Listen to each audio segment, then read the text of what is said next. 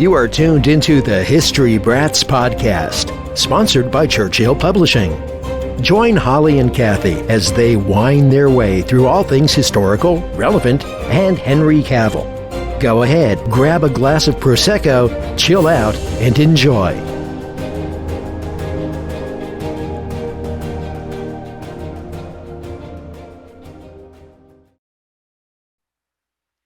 Hi guys, welcome to our latest podcast. Today we're going to try something a little tiny bit different. We're going to try to stay away from facts and figures, but this time in keeping with our Tudor strong women dialogue, we want to open it up between Holly and I, and certainly up to you all for comments on Anne Boleyn. Now, Holly clearly has written a book on Anne Boleyn, and she and I both will admit that we are fans of Anne Boleyn, okay? But we both also admit that there's a shadow side to her, that there's a difficult side to her, and that it isn't without some validity. So today what we wanted to do is try to toss this back and forth. Good Anne versus maybe not so good Anne. So that's what we're going to do. So I'm going to start off, and I'm going to say up front, the biggest thing, that Anne Boleyn was a homewrecker. Okay, Anne Boleyn knew flat out that, and let's look at this historically, because at that time, divorce was really not acceptable at all. It was done, but in very rare occasions. And Anne Boleyn knew coming into this that Catherine and Henry had been married for eons, I want to say 20 some years when Anne made her appearance. Yeah. Henry had had numerous affairs with different people, including her sister. Anne did not come into this with anything other than clear vision about what her possibilities were. So I cannot believe for a moment that she did not come in with the intention of marrying Henry. Now, surely she should have known the difficulty that this was going to present. I mean, not just legally, but with the religion and all kinds of things that we're going to have to be dealt with. So I have questions about what her moral intentions were. And I think she came into it, I'll take the position that she was a gold digger on this one, and that she came in with the intention of being Queen of England and everyone else be damned. Now, I don't know if you agree with that or not, because there's so many other facets about Anne.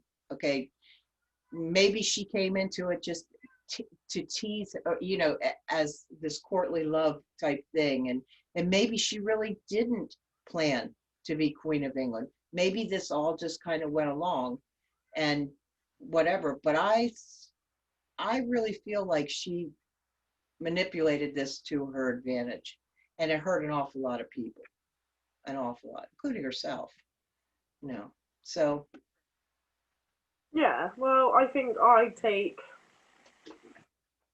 definitely take the opposite view. I mean, not necessarily opposite, but I see Anne as a woman caught up in something she never expected to be caught up in. I see that's and in terms of Henry, whenever I envision Anne, and especially when I've written it in the book, I see her as this woman who would have wanted to put as much distance between herself and Henry as possible. She had seen him chew up and spit out her sister. She had seen what happened to her sister, how he treated her sister. She could see how much respect he must have had for his queen. She knew all these things about him. She knew he was dangerous. And I just think she would have wanted to put as much distance between them. Obviously, I write her in the book as brushing off his advances wherever she could, returning to Hever to get away from him, which we know she did do. She did return to Hever, whether that was part of the game in the Right. season, or whether it was a strategical move or whether it was to actually escape him. We don't know. I believe she wanted to get away from him. She saw her sister quite possibly impregnated by this man and then cast aside. But also, she How do was you very think? Go courtly ahead. love. We do know that Anne was kind of top of her class in courtly love. She knew how to do it. She knew how to play the game. Where she kind of lacked, as people say, in typical beauty of the time, and she made up for it by being very witty and very charming and very able to catch and keep people's attention. So she definitely had the skills to be able to kind of manipulate the situation how she wanted it to. But also, I believe nothing would have happened without Henry have wanted it to happen in certain ways. And as I said, I do believe she would have wanted that distance between them. Let me ask you this. Anne Boleyn comes to court, okay? Clean slate. She's not dogged like Mary was with, issues from the French court. She falls in love with someone.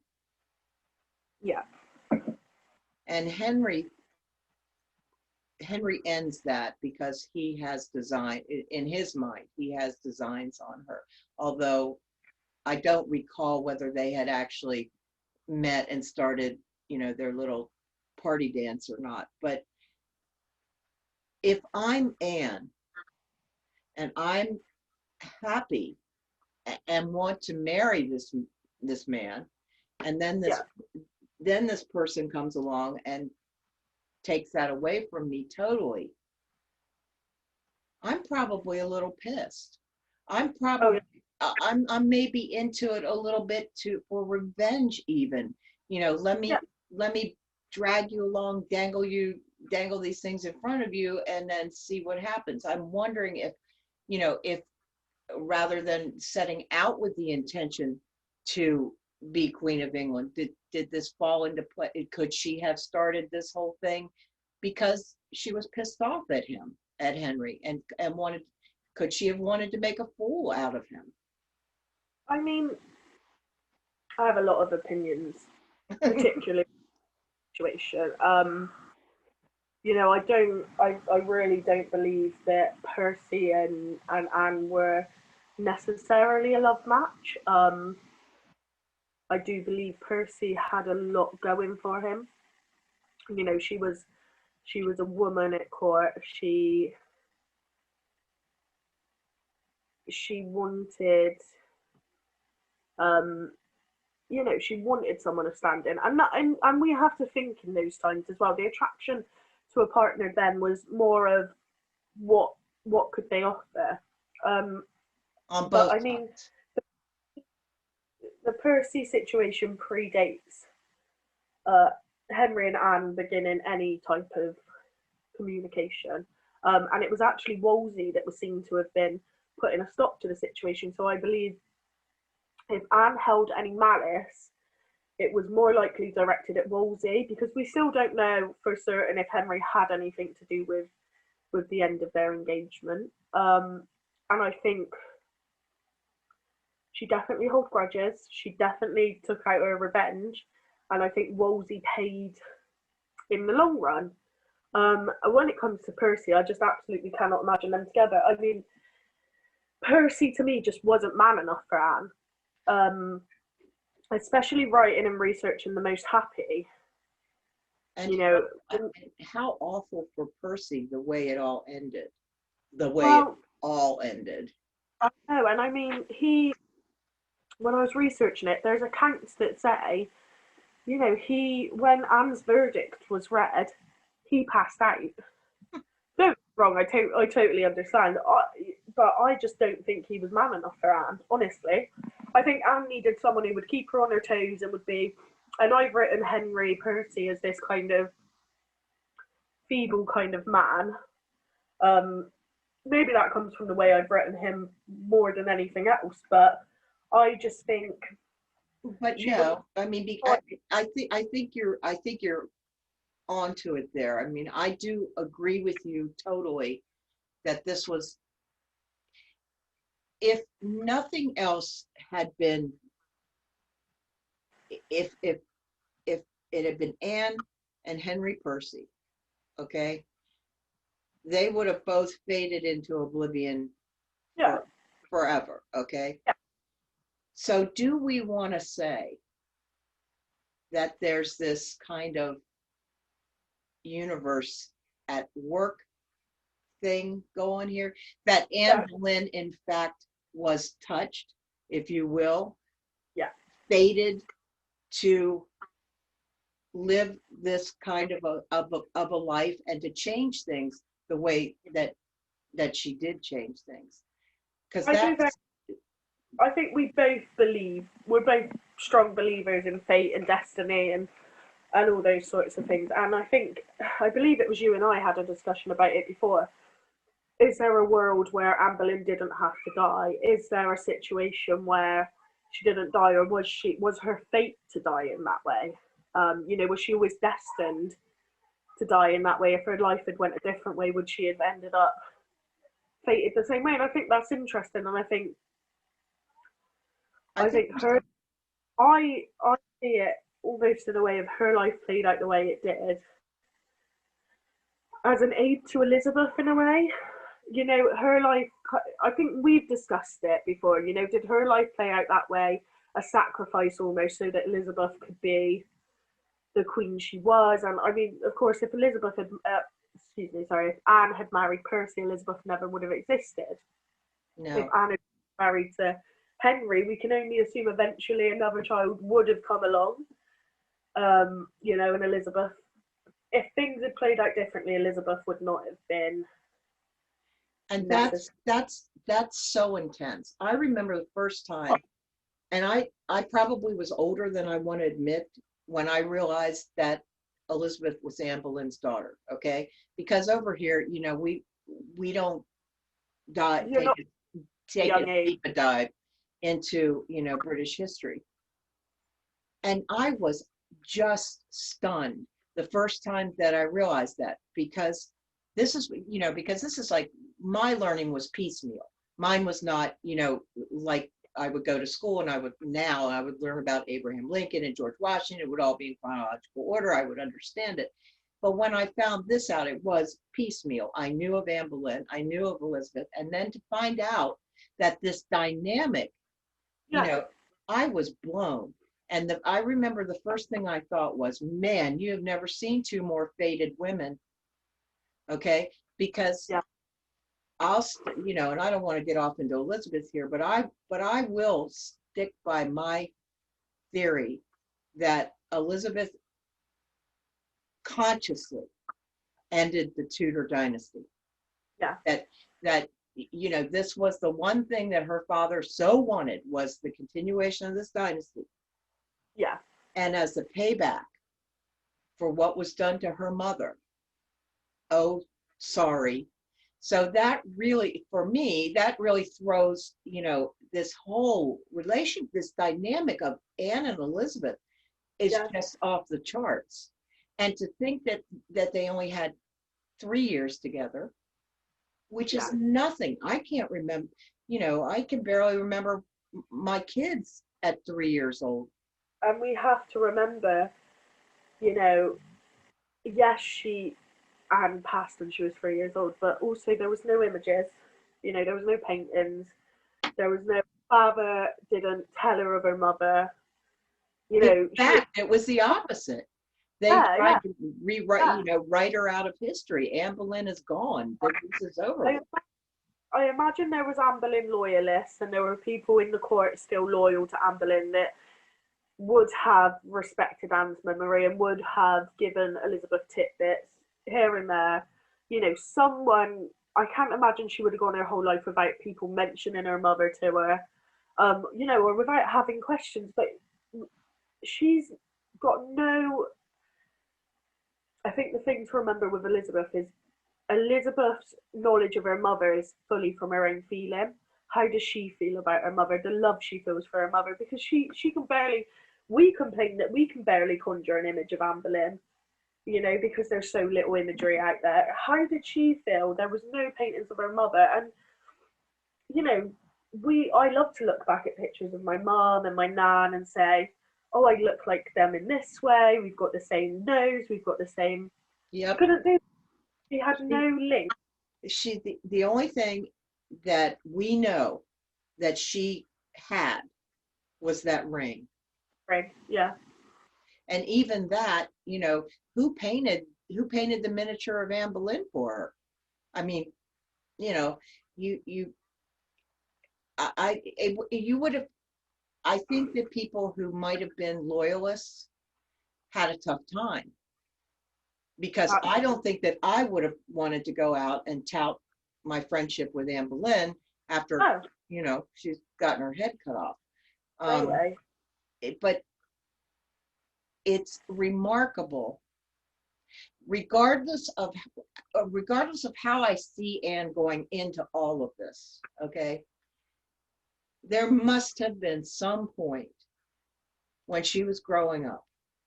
I just believe, that there was some point when she was growing up when she realized that she was special, that there was something about her. I mean, she didn't have Mary's looks. Yeah. She didn't have George's gregarious nature. Sex, to be quite blatant, she was a female. Right. So she had, but there was something inside of Anne Boleyn that none of us will ever understand. And I think the thing is, she was wildly intelligent. Mm-hmm. So intelligent, and she was such a quick learner, and and I think in that world, you used what you had to survive.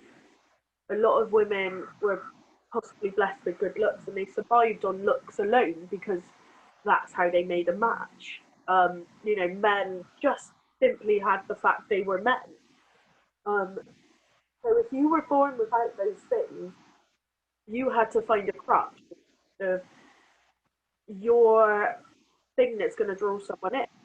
And Anne was just, I mean, from a young age, Margaret of Austria, she excelled, and then in France, and she's been around queens and queen consorts her whole life. And look at one other thing about how extraordinary Anne Boleyn is. Okay, let's put her not up against, but let's compare her with Catherine Grey. Yeah, these are two women from relatively similar circumstances, I would say, and Catherine Grey just couldn't. I mean, so it shows that Anne Boleyn had this strength of character. She had this thing that nobody else had. I think she had absolute. We talk about strong women, and Anne Boleyn to me is one of the strongest women. I think she had that utter strength and determination side of her, and whether that worked for her in the best sometimes, whether it showed her in a good light or a bad, she had it. And I'm thinking about this now, and I kind of want to pose the question to you, because I was kind of just thinking this. Say, Anne's in the tower and Henry decides to forgive her. How do we think she would have played it from that moment onwards? Bearing in mind, he's just killed her brother. Bearing in mind all the things he's done for her, would she have used that strength to go on and continue a marriage with him and done anything she could to survive? Because I kind of believe, what else would you do? I don't think she'd have any choice. And yeah. And I think even when she was in the tower, I think that there was a part of her that believed that this could not be the end. It could not end like this. Up until the moment that sword is behind you, how can you ever believe truly believe that a man you have married, you've shared children with, has done this. I just can't fathom it. I can't I even. really can't.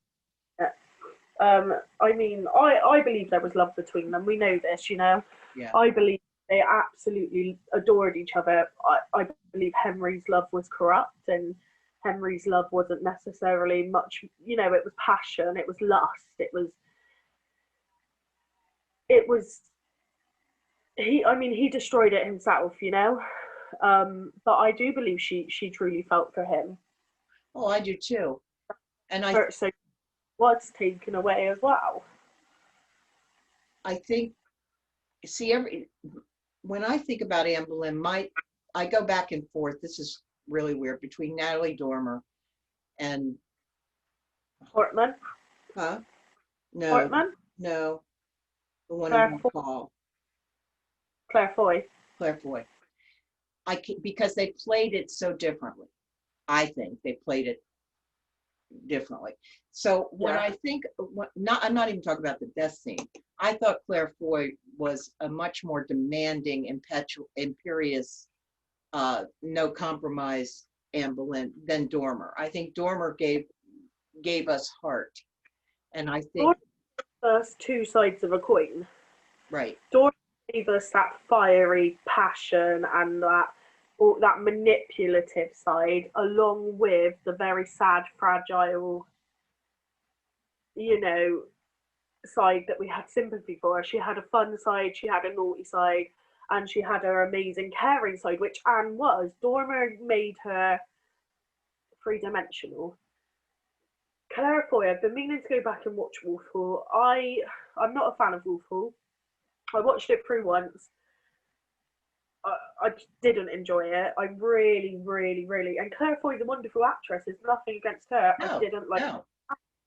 I really did not like her as Anne. It was so.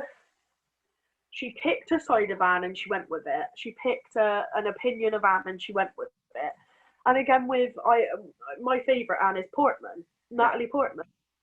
I think a lot to do with the way she looks as well. For me, you know, she looks like Anne. Natalie Portman's one of my favourite actresses anyway. She again, like Dormer, played off both sides. The only difference is we have Dormer in you know, like 20 odd episodes. We have Natalie Portman in an hour and a half. But those two are my favourites because I think they didn't go straight down the line with she was a good person or she was a bad person. They gave us a mix of what she possibly would have been. Because Claire Foy was cold. She was cold, and she was, and the way she treated Cromwell and all these things, and I didn't like it at all.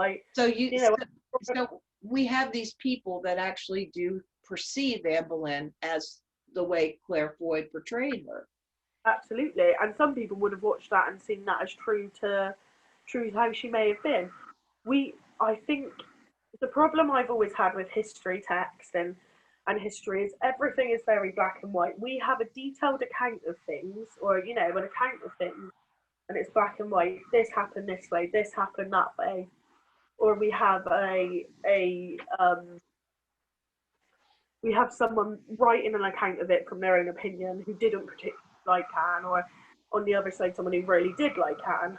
We don't have, you know, much to go on, and people do tend to read these things as black and white, and they'll read that Anne said to Norris that he would look to be her husband if Henry should die, and they automatically kind of put her in the bad camp. So I think it's just, people need to remember that every single human in this world has a good and bad side. Every single one of us, you know. To me, I don't really have the only thing that I thought was poor by Anne, and again, we don't really know the whole story, but was the way she treated Mary, or the things that she said about Mary. I mean, Catherine of Aragon, was fair play. Okay, kids Yeah. are not. She's, by today's standards, Catherine's no one's nice. If a marriage or a relationship ends in that way, No. everyone flags off the ex. I mean, the problem with Catherine of Aragon, we can say Anne treated her terribly, we can say Anne treated her awfully, we can say all these things. Catherine of Aragon, to an extent, I'm sorry, made her own bed. She could have made her own life a lot easier, and she chose not to. I'm not saying there was any reason Anne should have taunted her or any of this, but Catherine could have. We would still do it today. Oh God, they're worse today. People are probably worse today. I know. I mean, we can nasty text. They didn't have the ability to send nasty text messages backwards and forwards like we do. That would have been awesome, though.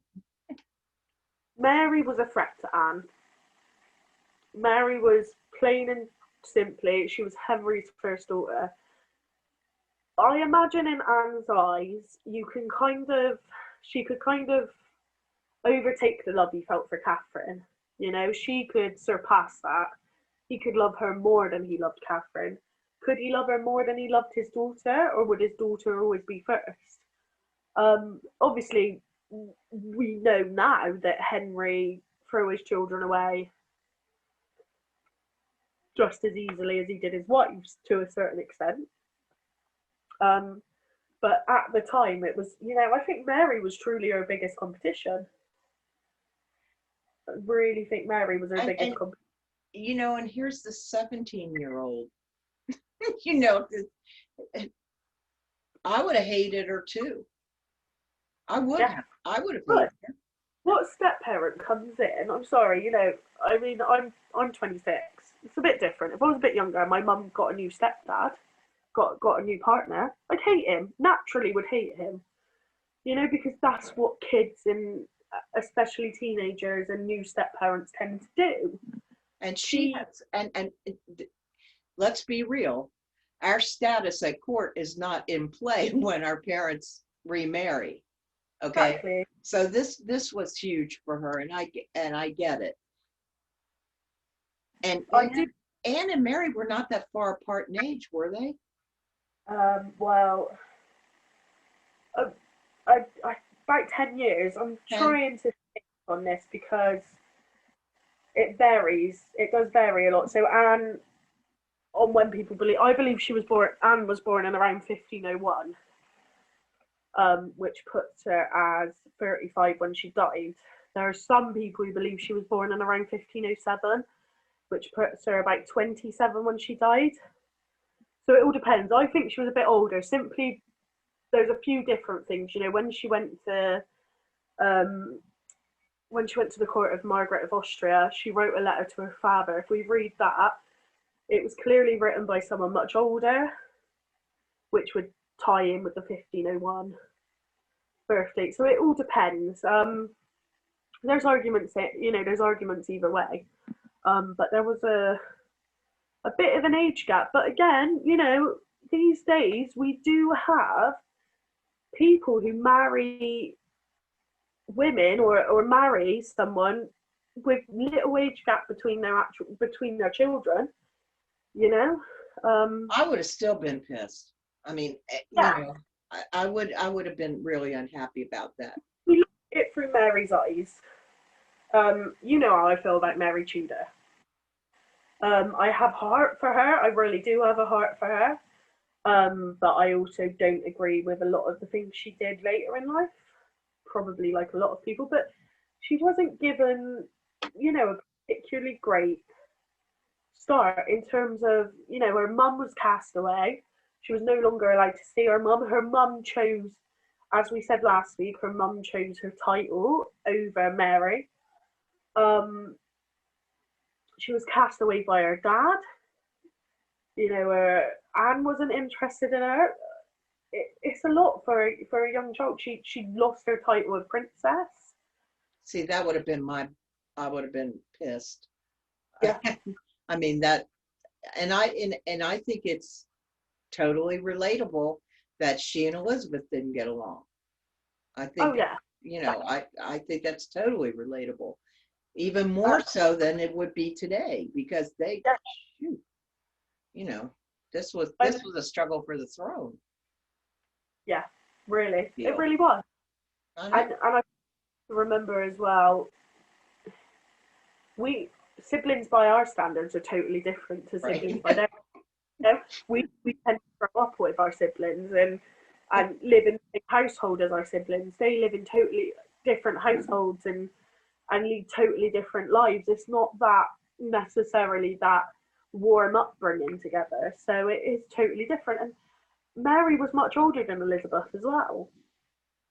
So I they, swear to God, the last scene in the Tudors where Henry says goodbye to all of them, you know what I'm talking about? Oh, yeah, you know, to me, all three of them, Mary and Elizabeth and Catherine Parr, what a good job. I mean, oh wow, yeah. That last episode is it's off the charts. it's unbelievable when It with is. all the coming back, and when Anne comes back and you think, and what I love about that is it bridges a conversation we would love to see. Mm-hmm. To adore to have to be able to read a last Anne's last thoughts, to be able to hear what she would say to Henry if she wanted to, and it bridges that gap for us. And when he turns around and says Anne and she's gone, Yeah, and to me, that spoke volumes. yeah. Um, I think he loved her. I mean, in the book, in the last chapter of the book, after Anne's dead, we have, I have, she's being spoken about, and we still hear Henry calling out her name at night. How does Jane feel about that? And I truly believe, I can truly imagine him led in his bed at night, soaked with sweat, absolutely bowled over by grief and regret from what he did to Anne. Because who's to say if they had pushed their marriage I know there was a lot of bitterness by this point. If they had pushed their marriage another few years, if she was able to relax and know that she was safe as queen for another few years, I think boys would have come. I think more children would have come. And what's so sad about that is the lack of knowledge at that time about how best to go about, a Yeah, yeah. troublesome I mean, pregnancy. such great strain, and we know now to stay away from stress. If when you're pregnant, particularly in the early stages, try and avoid as much stress as possible. I think the picture I have of Anne in the last perhaps year of her marriage is this woman who drives herself absolutely insane. She drives herself crazy. She's paranoid. She doesn't know who she can trust. She doesn't know who she can talk to. She's constantly watching her back. She's trying to keep her husband. She's trying to get pregnant and have a successful pregnancy. And I just see this woman who's absolutely pushed to her limit. There's spies everywhere. There's people out to get her everywhere. She knows how much Henry wants a son. She can sense, and I wrote this as well. I believe she can sense his love pulling away from her. And I just picture this woman who absolutely drives herself mad, and by the time it gets to her execution, she's I mean, we've got accounts of her in the Tower anyway, knowing she was not sound of mind necessarily. But I can't, it's when you're reading and when you're researching and when you're learning about that last kind of few months and the last year of her marriage after such a stressful time anyway, that really kind of They totally just went at each other. Yeah. It makes you sad because for 7 years, it was them against the world. Yeah, and so in love. And to me, I'm sorry, if a relationship is going to last through that much strain over 7 years, I would think that it's a particularly good one, because if you can battle through all of that together and still be in love by the end of it, you know, that's when a relationship is really tested, when there's a great strain put on it, and they managed to get through it. So why then are the cracks shown later? Something changed. And the really bizarre part about it is, if they had just held on a little bit longer, I think that, but you're right. She had got, both of them, in my opinion, had started to go totally cuckoo, you know, by that point. I don't believe for a moment that Henry thought she slept with her brother. Okay. Oh, no way, no way in hell. You know, I'm sorry. I was reading a thread on Facebook about this earlier, a comment section, and I think someone asked the question, you know, does anyone believe Anne did it? Is there anyone who? No, honestly, no. We don't believe. So you really have to go, what was he thinking? Okay, because at that, we know that he allowed these trumped up charges to stand. Yeah. Why? Well, he didn't have any choice. Sorry, go ahead. No, I'm thinking about, he would not have had any choice. I kind of envision Henry and Cromwell having a conversation, you know, and Henry says to Cromwell, whatever you can piece together, whatever you can make up and manipulate, do it, get me out of this marriage. And he gave Cromwell free rein to come up with the most ridiculous, stupid lies he could possibly come up with. And I mean, 500 years later, we're still discussing whether this poor woman. I know. Come on, I mean, adultery bad enough as it is, but I mean, then the incest thing, it's besmirching this woman for 500 years. Well, they were all besmirched at points. I mean, look at your Mary Stuart. Talk about besmirching. Bless her. The more I research, the more I, things that I'm like down a rabbit hole, and I'm writing, I finish and I think, oh, I've done that bit, you know, it's done. Oh, but then there's this bit. Oh, but I've still got I'm sorry, at the moment I'm in the process of killing off Darnley. Right. It's like, I've just done the Darnley Rizzio stuff. Why am I now still dealing with Darnley? But yeah, they've all had such a bad rap. They've been besmirched, my friend. Yeah. But I mean, like I said, I can't see that.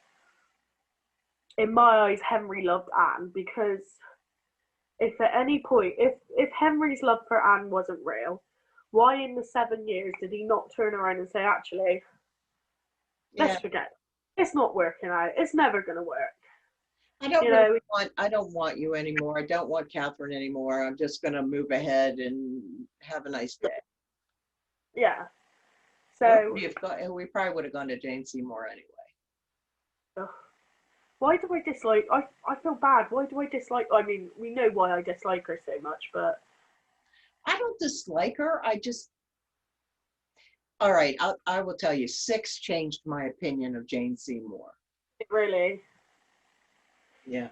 And I don't know why, okay, except that it gave her personality. It gave, you know, I think that's the thing, man. I just don't think I must admit, when her song comes on, I either skip it or sit there rolling my eyes. Really? Honestly, Yeah, that's hardcore. I mean, I love Anne. But I'm also willing to accept Anne wasn't perfect all the time. Jane Seymour, to me, I just see her as this quiet little mouse in the background, you know, being all sweet and innocent. when actually she's quite literally, almost to quote Anne, stepped into a dead woman's shoes. You know, I agree. you've got to have some evil in you, almost. To she knew her family were putting her next to Henry. You know, I'm sorry. I honestly, she knew what was happening. She knew she wasn't just flirting with a king. She knew she was getting ready to replace the queen. Yeah, she And did. yeah, and she did. Unfortunate. Well, I have to tell you, the only songs that I don't like from Six, I don't like Anna Cleeve's song. I was about to say. I was about to say. Goes right through me. I know, it's like, why are you saying this? I mean, It's so that they've made her out to be so, I don't know. militant. It's like, you know, I get down on your hands and knees. You know, no, that wasn't. I mean, see it. I went to Tom was taking me to see it in July because it came to Bristol, but then Corona happened and we got a message. We've got to wait until next April now. But yeah, so we got to wait until next April now. Maybe I can come over and see it with you by then. Able to. I can't see any reason to stop. It's just this is I was thinking about the other day. How we've handled COVID now. Did they not handle a lot worse back then and with a lot less resources? Oh, I know. You know, here's the deal. If the sweating sickness came, buddy, you got up and you left. You ran, yeah. You just left, okay? It's like, all right, it's all here. We're leaving. You know, yeah. Not us. We just. Yeah. I've read a couple of times a couple of posts about saying Henry VIII isolation champion, you know, because he isolated from all these things. And I'm thinking, honestly, that's what they did. They didn't question it. The plague's outside, lock your doors. And no, I want to go shopping. I want to go to Asda. I got to get my hair done. Yeah.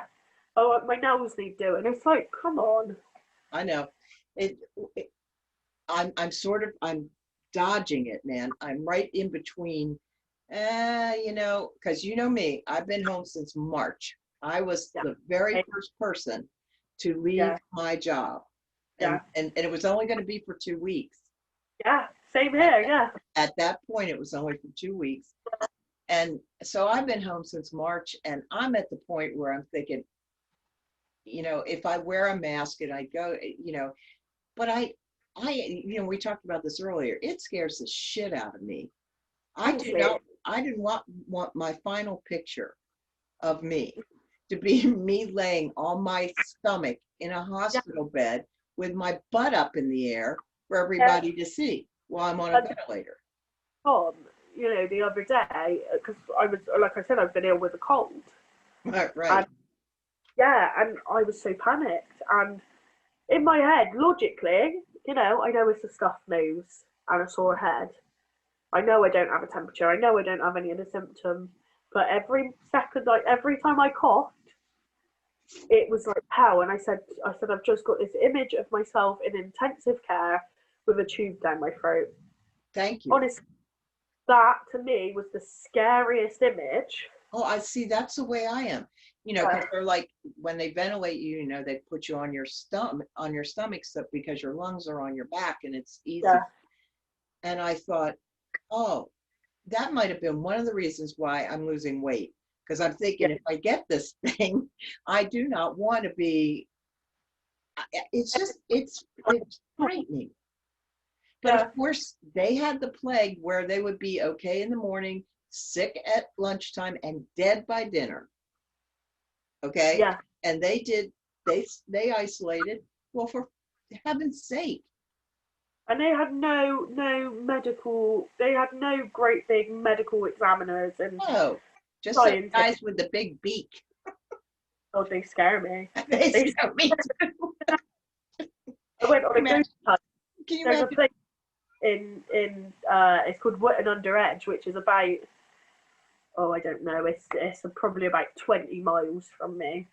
And I went there for a ghost hunt years ago, because I like all my ghost hunts and those sorts of things, and you go inside and it's the most haunted pub in Britain. It's the oldest pub in Britain. You know, it's like hundreds and hundreds and hundreds of years old. You walk in, they've got an open grave in the bar, bones in it and stuff. And then these plague masks lining the walls and stuff. And I said, I can take everything else. I cannot stand those plague masks. They scare me. If I was sick back in those days and that thing came in my room, I would think it was death. You would. You'd think death was coming to collect you. Death is here. It's time. You know, I don't know, man. We have to laugh. I mean, we are as naked to COVID as they were to the plague. Yeah, but I think we're almost sissies compared to them. Oh yeah. You know? Yeah. Oh yeah. You know, stay in your house. Stay in your house if you don't want to get sick and you don't want to make other people sick. It's not a lot to ask. I know. And I don't want you breathing on me. Thank you very much. Yeah, exactly. And mask on, you know. Exactly. And over here, they're killing each other over this stuff. Yeah, it's crazy. It is crazy. Crazy world we'd live in. I would absolutely adore to sit down with Anne Boleyn and have a conversation about this world and how it is right now. I would love nothing more. Can you imagine what she would have to say? No, I don't, because she is such a wild card. You know, seriously. I could see her on the one hand being very women's lib and very pro, you know. Yeah. Pro, yeah, I could see her like that. You know, I could see her feminist and. Yeah, and on the other hand, she didn't get to raise her kids or her you know, so maybe she would be more of a mom, homebody type. I don't know. That is one thing I would love to know about her in history, because we know she adored Elizabeth, you know, and I don't gap too much, but you know, we're both quite spiritual people.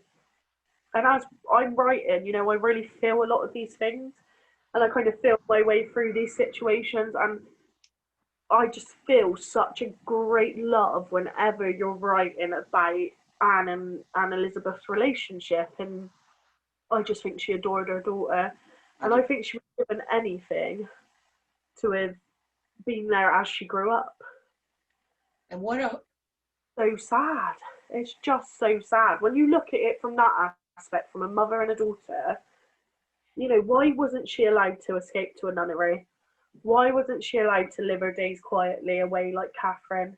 You know, why was she not given the option to denounce herself as queen and still see her child grow? It's just, she had so much stolen from her. It's just so sad. I mean, you have the people that say, well, she asked for it and she got what she wanted. No. But nobody deserves what happened to her. I mean, you're right. There's no reason. She could have been sent into exile. She could have gone to France. You know, there's all kinds of things that she could have done. But she was courtesy that almost Catherine was given. You know, it was like Henry turned from loving her to hating her, and I feel like he passed her sentence and he signed her death warrant and all these things in a fit of pure anger. So much so that he was so angry that once she was actually gone, and that anger started, you know, we all do stuff. When we're really angry, I'll send a nasty text. You know, I'm really angry, someone's annoying me, I'll send a text telling them why I'm angry with them. And then 5 minutes later, you're sat there and you're thinking, there's no need of it. Why did I do it? Why did I start that argument? I see Henry like that. He got really angry. He was angry for a little while. He had her executed. And then I see that anger just falling away. And then the regret seeps in. You know, he did something, not on a whim, because the process was a longer one to call it a whim, but he did something in, you know, and hate and love are so He just very overreacted. There were options. Okay, he was already head of the church. A divorce was not. I mean, let's look at it. He divorced Anna Cleves. He could have done it. This was personal. I mean, did he not want to be embarrassed? Was that it? Did he not want to? I'm thinking, say, you know, I've made a mistake in marrying this woman. right? I never got rid of Catherine. He wanted her. The whole point was that she had to have done something wrong. Henry had to be the victim. Henry had to be the victim. You know, Anne has done this awful thing that deserved death. And I mean, adultery deserved death. No, I think what got her the death sentence was the fact that she said what she did to what's his name? They considered that treason. Yeah. But still, that's pretty flimsy. You know, it's like I've read a few times, if every word we said was printed on our body, how would we feel? And it's true. If every word we said was recorded, we would probably regret a lot of the things we said. We've said some really nasty stuff. I don't even want to think about it. No, when I think back to some of the stuff I said, and you think, why? You know, it is. I guess there's hindsight, but when you're playing with someone's life, it's not good enough to say, "Oh, I shouldn't have gone as far as killing her." It's not good enough. You've already done. Well, thank God we will never have to say that. Oh, I wish I hadn't killed her. You know, that's like one of those things that you like. Thank you, God. Thank you, God. I don't think about this. Well, who do you want to do next week? Next week is, I guess we have to do Jane Seymour. Okay. I say have to. Well, yeah, we're going over there. We should do it to see if we can find strong. I think everyone we've spoken about so far. I mean, Catherine, I'm a bit, overall I respect Catherine, but I do have my issues with her, and you know, it's hard for me to say a bad word about her. So I think with Jane Seymour, it'd be interesting for me to come into a point of, I don't really like this person. So that'll be interesting. We were just how we want to do, because we're doing the strong women. We are going to get round to doing Princess Di as well, because we're both big fans of Princess Di, and we haven't really done anything as recent history as Princess Di either. So I think that's interesting for us. I'm excited. I'm excited. I think it's going to be fun. All right. Well, then we'll do Miss Jane Seymour next week. Wait. All right, kiddo. Yeah. All right. Talk soon. We will. And thanks all for listening. You have been listening to the History Brats podcast, sponsored by Churchill Publishing, where your creativity is our priority. Catch us on Facebook and YouTube, as well as at churchill-publishing.com. See you next time.